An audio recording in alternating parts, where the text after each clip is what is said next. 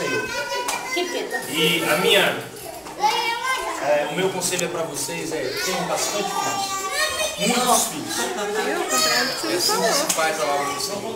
Essa igreja vai crescer com os filhos de vocês. Amém? Mas olha só, agradeço de coração. Deus abençoe cada um. E eu estarei ainda no aniversário dos filhos de vocês todos, da Franca. Ela chegou crua, no próximo dia. Daqui muitos anos. Obrigado, Deus abençoe. Vamos orar para Deus. Abençoar cada filho. E abençoar vocês. Amém? Amém? O nosso cantor de Renato, vai ter que tirar foto com ele. Olha aí. Segura ele. Vamos orar em nome de Jesus. Santíssimo Deus eterno, Pai. Muito obrigado, Senhor, por respeito em nossas vidas. Deus, obrigado, Senhor, por até aqui nos ter nos ajudado, Senhor, a criar os nossos filhos.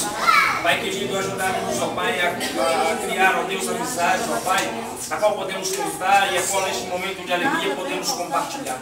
Muito obrigado, Senhor, por ter nos dado, Senhor, além daquilo do que merecemos.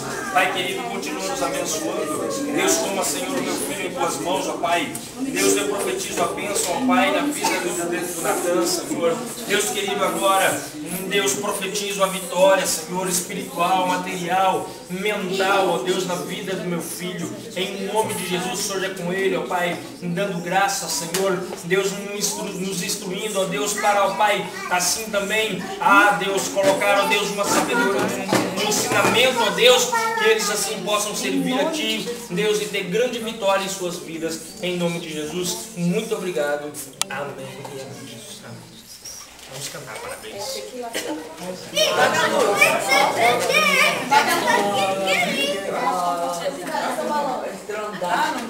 Toma aqui esse aqui. Alguém tem isqueiro aí? Acho. É bom que